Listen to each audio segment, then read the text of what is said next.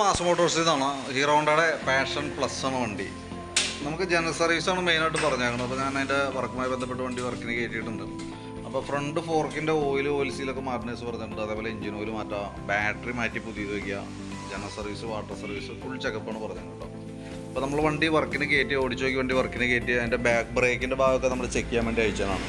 ഇപ്പോൾ ബ്രേക്ക് ലൈൻഡർ നമ്മൾ കിടക്കുന്നത് കുറഞ്ഞ ലൈൻഡറാണ്, ഡ്യൂപ്ലിക്കേറ്റ് ലൈൻഡറാണ്. തന്നെയല്ല അത് മാക്സിമം അത് ഉപയോഗിച്ചും തീർന്നിട്ടുണ്ട്. അപ്പോൾ എൻ്റെ ഈ ഹബിനകത്തൊക്കെ നോക്കുമ്പോൾ അറിയാം ഈ കുറഞ്ഞ ലൈൻഡർ ഉപയോഗിക്കുമ്പോൾ വരുന്ന പ്രോബ്ലംസ് ഇതേപോലെ പൊടി വരും. ഈ പൊടിയും ഹബിൻ്റെയും ലൈൻഡറിൻ്റെ ഇടയിൽ വരുമ്പോൾ ഇത് നല്ല രീതിയിൽ തേമാനം വരും. ഇവിടെ ശ്രദ്ധിച്ചാൽ മനസ്സിലാവും നമുക്കുള്ളൊരു സ്റ്റെപ്പ് പോലെ ആയിട്ടുണ്ട്.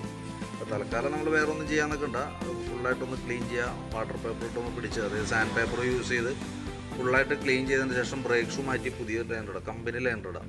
അപ്പോഴും ഈ വന്ന സ്റ്റെപ്പിൻ്റെ അത്ര തേമാനം വരും. ബ്രേക്ക് ചെറിയൊരു ചതയിലുണ്ടാവും ഫസ്റ്റ്, അത് കുറച്ച് ഓടിക്കുമ്പോഴത്തേക്ക് അത് കറക്റ്റ് ആയിക്കോളും. അപ്പോൾ ഈ ഹബിൻ്റെ ഷേപ്പിലേക്ക് അത് മാച്ച് ആവണം, അപ്പോഴാണ് ബ്രേക്കിങ് പക്കിയാവുള്ളൂ കേട്ടോ. കാരണം കമ്പനി ഐറ്റത്തിനൊക്കെ വരുമ്പോഴത്തേക്ക് ഇതേപോലെ പൊടി ഉണ്ടാവില്ല, പൊടി കുറവായിരിക്കും. പൊടി തീരെ ഉണ്ടാവില്ല എന്നല്ല, പൊടി ഉണ്ടാവും, പക്ഷേ ഇത്രയൊന്നും വരില്ല, നോർമലായിരിക്കും, അത് വളരെ കുറച്ചുണ്ടാവുള്ളൂ. അപ്പോൾ അതനുസരിച്ച് നമുക്ക് അത്യാവശ്യം തേമാനം കാര്യങ്ങളൊക്കെ കുറവായിരിക്കും. പിന്നെ അതിൻ്റെ ബാക്ക് ടയറിന് കണ്ടീഷനൊക്കെ നോക്കി, ടയർ കട്ട കൂടുതലുള്ള മോഡലാണ്, വണ്ടി പാളിച്ച കാണിക്കുന്ന മോഡൽ ടയറാണ് അത് ഇട്ടേക്കണേ. എന്നാൽ പുതിയ ടയറാണ്, തൽക്കാലം വേറെ ഒന്നും ചെയ്യാനില്ല, ഉപയോഗിച്ച് തീർക്കുക. ഈ ടയർ കിടക്കുമ്പോഴുള്ള പ്രോബ്ലം വണ്ടിക്ക് നല്ല പാളിച്ചായിരിക്കും, അതുകൊണ്ട് വൺ സൈഡ് പാളുന്ന പോലെ ഒരു ഫീലൊക്കെ കാണിക്കും, അത് ഈ ടയറിൻ്റെ പ്രശ്നമാണ്. പിന്നെ അതേപോലെ തന്നെ ബാക്ക് വീലിൻ്റെ ഡാമ്പർ റബ്ബർ സെറ്റ് നമ്മളൊന്ന് മാറ്റിയിടണം, അത്യാവശ്യം പ്ലേ കാണിക്കുന്നുണ്ട്. അതുപോലെ തന്നെ ബാക്കിലത്തെ സ്പോക്കറ്റ്, ഈ സ്പോക്കറ്റിൻ്റെ ബെയറിംഗ് നമ്മൾ നോക്കുമ്പോൾ ഈ ഭാഗം ഷെയ്ക്ക് വ്യത്യാസം കാണിക്കുന്നുണ്ട്. അതാ ഇതിൻ്റെ ഉള്ളിൽ വരുന്ന സ്പോക്കറ്റിൻ്റെ ബെയറിങ് പ്ലേ കാണിച്ചു തുടങ്ങിയിട്ടുണ്ട്. അപ്പോൾ കൈയോടെ നമുക്ക് ബെയറിങ് മാറ്റിയിട്ട് വേണം റീസെറ്റ് ചെയ്യാനായിട്ട്. പിന്നെ ആക്സിൽ, ബാക്കിലത്തെ വീൽ ആക്സിൽ ശരിക്കും ക്ലിയറായിട്ട് ടൈറ്റ് ആവുന്നില്ല, അതിൻ്റെ ത്രെഡ് പോയേക്കാം. ഈ ഭാഗം ശ്രദ്ധിച്ചാൽ മനസ്സിലാവും, അവിടെ നട്ട് ക്ലിയറായിട്ട് ടൈറ്റായിട്ട് നിൽക്കാത്തൊരു കണ്ടീഷൻ ഉണ്ട്, അത് അതിൻ്റെ ത്രെഡ് കംപ്ലൈൻ്റ് ആണ്. അപ്പോൾ ആക്സിലും അതിൻ്റെ ആക്സിൽ നട്ടും മാറ്റിയിട്ട് വേണം നമുക്ക് റീസെറ്റ് ചെയ്യാനായിട്ട്. പിന്നെ നമ്മളതിൻ്റെ ഈ എയർ ഫിൽറ്ററിൻ്റെ ഭാഗത്തേക്ക് വരുമ്പോഴത്തേക്കും എയർ ഫിൽറ്റർ അത്യാവശ്യം നല്ല രീതിയിൽ തന്നെ അഴുക്കായിട്ടുണ്ട്.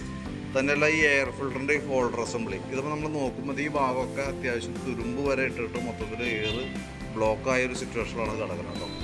അപ്പോൾ നമുക്ക് ചേഞ്ച് ചെയ്തിട്ട് വരാം, ഈ എയർ ഫിൽറ്ററിൻ്റെ ഈ ഹോൾഡർ മാറ്റിയിടാം, അതേപോലെ തന്നെ എയർ ഫിൽറ്റർ മാറ്റി പുതിയ ഫിൽറ്റർ ആക്കാം. അപ്പോൾ ആ സെക്ഷൻ കറക്റ്റ് ആയിരിക്കും, അപ്പോഴാണ് കറക്റ്റായിട്ട് എയർ കൃത്യമായിട്ട് എയർ പാസിങ് കറക്റ്റായിട്ട് വരുള്ളൂ, ഫയറിങ് കാര്യങ്ങളൊക്കെ ക്ലിയറായിട്ട് നടക്കുള്ളൂ കേട്ടോ. കാരണം എന്ന് വെച്ച് കഴിഞ്ഞാൽ എയർ ഫിൽറ്ററിനും ഏകദേശം 100-110 രൂപ, ഈ ഫിൽറ്റർ ഹോൾഡറിനും ഏകദേശം ആ എമൗണ്ട് തന്നെയാണ്, 100-110 രൂപ നമുക്ക് അതിന് റേറ്റ് വരുന്നുണ്ട്. പിന്നെ അതേപോലെ തന്നെ എഞ്ചിൻ ഓയിൽ മാറുന്നുണ്ട്, ഓയിൽ ചേഞ്ചിൻ്റെ വെച്ച് പറഞ്ഞിട്ടുണ്ടല്ലോ. പിന്നെ നമ്മൾ ഫ്രണ്ടിലേക്ക് വരുമ്പോൾ ഫ്രണ്ട് ഫോർക്കിൻ്റെ ഓയിൽ വിത്ത് ഓയിൽ സീൽ മാറുന്ന കേസ് പറഞ്ഞിട്ടുണ്ട്. ഇപ്പം നിലവിൽ ഓയിൽ ലീക്ക് ഇല്ല, പക്ഷേ നമുക്ക് മാറ്റുന്ന ഇപ്പോൾ ശരിക്കും പറഞ്ഞാൽ അഴിച്ച് മാറ്റുമ്പോണ്ടല്ലോ മിക്കവാറും നമുക്ക് അതിൻ്റെ ഈ ഫോർക്ക് പൈപ്പിന് പ്രോബ്ലം വരും. അത് തൽക്കാലം നമ്മളിവിടെ നോക്കണ സമയത്ത് അത്യാവശ്യം നല്ല രീതിയിൽ തന്നെ പ്ലേറ്റിങ് തേമാനം കാണിക്കുന്നുണ്ട്. അപ്പം ശരിക്കും പറഞ്ഞാൽ ഇപ്പം നിലവിൽ ലീക്കേജ് ഇല്ലാത്തത് കൊണ്ട് തൽക്കാലം അതുമ്പോൾ തൊടാതിരിക്കണതാണ് ബുദ്ധി. കാരണം ഞാൻ അഴിച്ചു കഴിഞ്ഞാൽ മിക്കവാറും നമുക്ക് അതിൻ്റെ ഫോർക്കിൻ്റെ പൈപ്പ് അടക്കം മാറ്റി റീസെറ്റ് ചെയ്യേണ്ട ഒരു സിറ്റുവേഷൻ വന്നേക്കും. അത് നമുക്ക് കൃത്യമായിട്ട് അഴിക്കുമ്പോഴാണ് കറക്റ്റായിട്ട് അറിയാൻ പറ്റുള്ളൂ. കാരണം ഇത് ഈ ഭാഗത്തൊക്കെ വല്ല സ്ക്രാച്ചസ് കാര്യങ്ങളൊക്കെ ഉണ്ടെങ്കിൽ കൂടി നമുക്ക് കൃത്യമായിട്ട് അഴിച്ച് പീസാക്കുമ്പോൾ അറിയാൻ പറ്റുള്ളൂ. പിന്നെ നമുക്ക് അതേപോലെ തന്നെ റീസെറ്റ് ചെയ്യാൻ പറ്റാത്തൊരു കണ്ടീഷനും വരും. കാരണം പിന്നെ നമുക്ക് അഴിച്ച് ചെയ്യുന്ന സമയത്ത് ഉറപ്പായിട്ട് ഓയിൽ ലീക്ക് വരും. ഇപ്പം നമുക്ക് അതിനുള്ള ഓയിൽ ലീക്ക് നിലവിലില്ല. അപ്പോൾ അതൊന്ന് നോക്കിയിട്ട് പറയാം, ആവശ്യം എനിക്ക് ഇപ്പോൾ അത് പ്രശ്നമായിട്ട് തോന്നണമൊന്നുമില്ല. കാരണം അത് അഴിക്കുമ്പോൾ നമുക്ക് അത്രയും ചിലവാണ്. ഓയിൽ സീൽ മാറ്റിയാൽ തന്നെ ഏകദേശം നമുക്ക് 900-950 നമുക്ക് ചിലവ് തന്നെ ഉണ്ട്. പിന്നെ ഫോർക്ക് പൈപ്പിൻ്റെ കംപ്ലയിൻറ്റ് വന്ന് നമുക്ക് പഴിക്കുന്നുണ്ട്. ഇപ്പോൾ പൈപ്പിന് വല്ല പ്ലേറ്റിങ്ങിൻ്റെ പ്രശ്നം ഉണ്ടെന്ന് കരുതാം. പൈപ്പിനടക്കം വരുമ്പോൾ ഏകദേശം ഒരു 1100 അടുത്ത് പൈപ്പിന് ഒരു പൈപ്പിന്. അപ്പോൾ അതും നമുക്കൊരു ചിലവാണ്. അപ്പോൾ മാറ്റുമ്പോൾ രണ്ടും കൂടി മാറ്റേണ്ടതായിട്ട് വരും.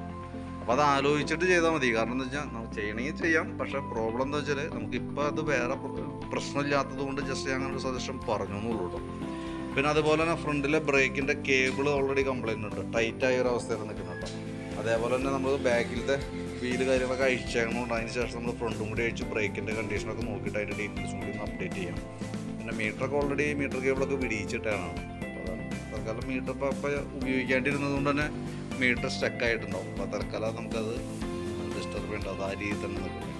പിന്നെ ഫ്രണ്ട് റിമ്മിൻ്റെ അവസ്ഥ ഇതുണ്ടോ വളരെ മോശമാണ്. കാരണം എന്ന് വെച്ചാൽ റിമ്മ് മൊത്തത്തിൽ ഈ ഭാഗം തുരുമ്പിട്ട് പോയതാണ്, ട്യൂബ് ഇങ്ങനെ കറക്റ്റായിട്ട് പുറത്ത് നിൽക്കുന്ന ഒരു അവസ്ഥയിലാണത്. അപ്പോൾ റിമ്മ് എമർജൻസി ആയിട്ടൊന്ന് മാറ്റിയിടാൻ ഏറ്റവും ബെറ്റർ ആയിരിക്കും. കാരണം എന്ന് വെച്ച് കഴിഞ്ഞാൽ ഈ പറഞ്ഞ രീതികളെ എന്തായാലും അത് തൊട്ടടുത്ത് തന്നെ പഞ്ചർ കാണിക്കാനുള്ള സാധ്യത, അത് ഓൾറെഡി ഈ അവസ്ഥയിൽ നിൽക്കുമ്പോൾ സ്വാഭാവികമായിട്ടും പഞ്ചറാവാനുള്ള സാധ്യത കൂടുതലായിരിക്കും. പുറമെ എത്രയും തുരുമ്പുണ്ടെങ്കിൽ ഉള്ളിൽ അത്യാവശ്യം അതിൽ കൂടുതൽ നല്ല രീതിയിൽ തുരുമ്പ് കാണിക്കും.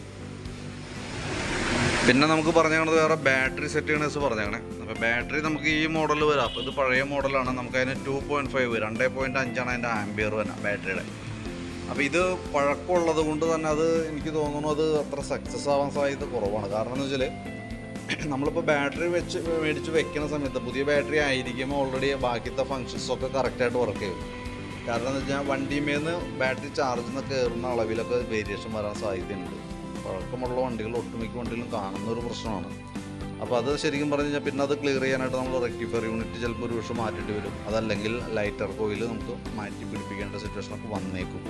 ഇനി അങ്ങനെയാണെങ്കിൽ പോലും ചില കേസിൽ റിപ്പീറ്റ് നമുക്ക് എപ്പോഴും ചാർജിങ്ങുമായി ബന്ധപ്പെട്ട കംപ്ലയിൻറ്റ്സ് കാണിക്കാനുള്ള സാധ്യത കൂടുതലാണ്.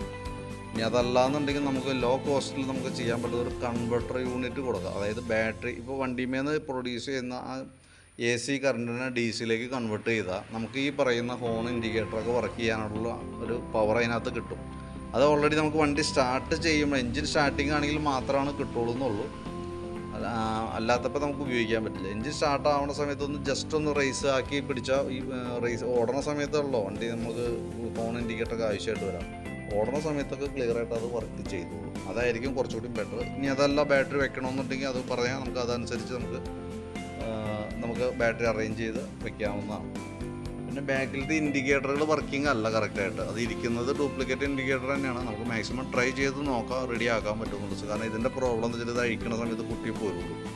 അതൊന്നാമത് കമ്പനി ആയിട്ടല്ല, കുറഞ്ഞതായതുകൊണ്ട് തന്നെ അങ്ങനെ ഒരു പ്രശ്നമുണ്ട്. അത് ജസ്റ്റ് നോക്കാം. നടപടി ആയില്ല എന്നുണ്ടെങ്കിൽ നമുക്ക് ഇൻഡിക്കേറ്റർ മാറ്റി വെച്ചാലാണ് ബാക്കിയത്തെ ഫങ്ഷൻസൊക്കെ കറക്റ്റ് ആക്കാനായിട്ട് പറ്റുള്ളൂ കേട്ടോ. പിന്നെ അതേപോലെ തന്നെ സ്പാർക്ക് പ്ലഗ് നമ്മളൊന്ന് ക്ലീൻ ചെയ്യാൻ വേണ്ടി അഴിച്ച് ക്ലീൻ ചെയ്ത് റീസെറ്റ് ചെയ്താൽ മതി. വേറെ കുഴപ്പമൊന്നുമില്ല. അപ്പോൾ ഞാനതിൻ്റെ ഇത്രയും ഭാഗങ്ങൾ അപ്പോൾ ഈ ഫോർക്കിൻ്റെ കേസൊക്കെ നോക്കിയിട്ട് പറയാം. ഫോർക്കിൻ്റെ കേസ് എന്താ ചെയ്യേണ്ടതെന്നും പറയാം, ബാറ്ററിയുടെ കേസും നോക്കാം. ഇത് രണ്ടും നമുക്ക് പൈസ ചിലവുള്ള കേസാണ്. തന്നെയല്ല നമുക്കത് ഒരു ശാശ്വത പരിഹാരം ഇപ്പോൾ ബാറ്ററിയുടെ ഭാഗത്താണെന്നുണ്ടെങ്കിൽ നമുക്ക് അത് റെഡി ആക്കണമെങ്കിൽ പിന്നീട് ചിലപ്പോൾ പൈസ മുടക്കേണ്ടി വന്നേക്കും. കാരണം ബാറ്ററി ഇടയ്ക്ക് ചാർജ് ഇറങ്ങി പോകുന്ന കംപ്ലൈൻറ്റ് 2.5 ബാറ്ററികളിൽ കോമൺ ആയിട്ട് കാണുന്നുണ്ട് കേട്ടോ. പിന്നെ അതേപോലെ തന്നെ ഫോർക്കിൻ്റെ കേസ് അഴിക്കുമ്പോൾ ഈ പറഞ്ഞ പോലെ ഫോർക്ക് പൈപ്പും കൂടി മാറ്റാൻ തയ്യാറാണെങ്കിൽ മാത്രമാണ് നമ്മൾ അഴിച്ചിട്ട് കയ്യിലുള്ളൂ. അതല്ലാന്നുണ്ടെങ്കിൽ എന്താ പ്രശ്നം എന്ന് വെച്ചാൽ നമുക്ക് അഴിച്ച് രണ്ടാമത് കയറ്റി ആ ഓയിലൊക്കെ മാറുന്നതിൻ്റെ ആ പൈസയും പോകും. കുറച്ച് കഴിഞ്ഞാൽ വീണ്ടും ലീക്കേജ് കാണിക്കാനുള്ള സാധ്യതയുണ്ട്. നിലവിലിപ്പോൾ വണ്ടിക്ക് ഫോർക്ക് ഓയിൽ ലീക്ക് ഇല്ല. അതുകൊണ്ടാണ് നമ്മൾ അങ്ങനെ ഒരു സജഷൻ പറഞ്ഞ കേസ്. പിന്നെ ഈ റിമ്മിൻ്റെ കേസ് ഞാനൊന്ന് ശ്രദ്ധയിൽപ്പെടുത്തിയതാണ്. അത് നോക്കണമെന്നിട്ട് വീഡിയോ നോക്കണമെങ്കിൽ ചെയ്യണമെങ്കിൽ നമുക്ക് കൂട്ടത്തിൽ ചെയ്തു പോകാവുന്നതാണ്. റിമ്മ് നമുക്ക് പുറമെ കൊടുത്ത് ചെയ്യണം. അപ്പോൾ വേണമെങ്കിൽ നമുക്ക് കൂട്ടത്തിൽ ചെയ്യിക്കാം.